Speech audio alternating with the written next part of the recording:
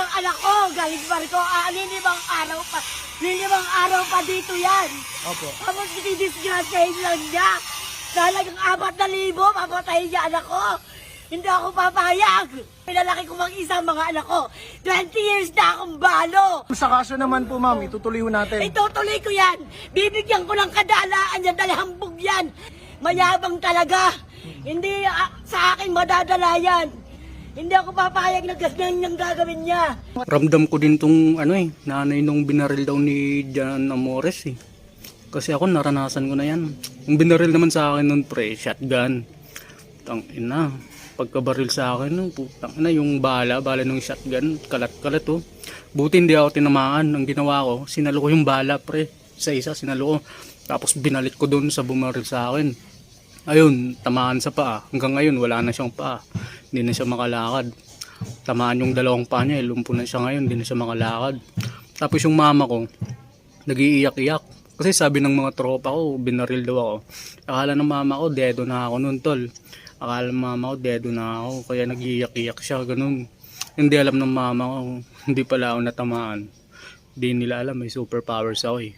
Yung superpowers ko nung pre, galing sa bayabas tol. Galing sa bayabas. Kaya tong nanay ni, yung binaril daw, ni Jan Amores, ramdam na ramdam ko kasi ganyan na ganyan yung mama ko nun. Nag-iiyak-iyak siya. Ikaw ba naman, 'di ba? Dahil lang sa pustahan sa basketball, mawawalan na ng buhay.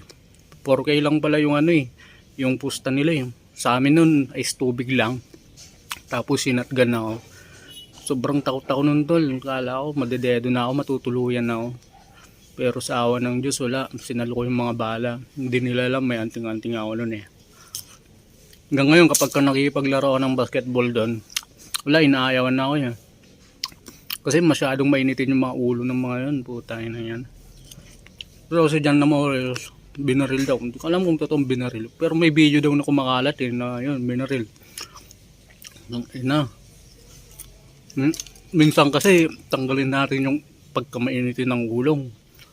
Dapat limitahan natin yung init ng ulo natin, pre. Lalo kung magsisisi ka sa bandang huli. Eh yung bumaril sa akin nung pre, nagsisisi siya. Kasi nawalan siya ng paa eh. Kawawa lang ina. Kawawa talaga. Nawalan ng paa. Binaril ako shotgun 2 beses eh.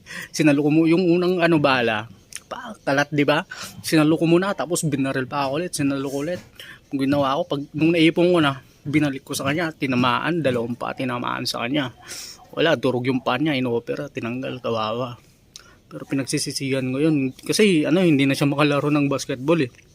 Sumasali siya sa mga liga pero hindi siya pinaglalaro pre.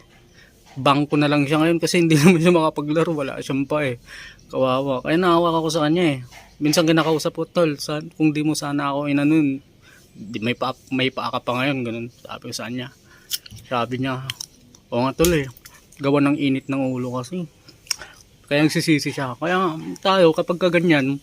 Isipin natin mabuti. Think before you click. Sabi nga eh. Dapat nung clinic mo yung trigger ng gun, inisip mo muna yung kakalabasan ngayon, di ba, na asunto si Idol Jan Amores. Walang nabibigay na maganda yung init ng ulo, pre. Tandaan nyo yan. Yan. Respeto, LeBron James, Yao Ming, tol. Di ba? Bayabas na lang, pre.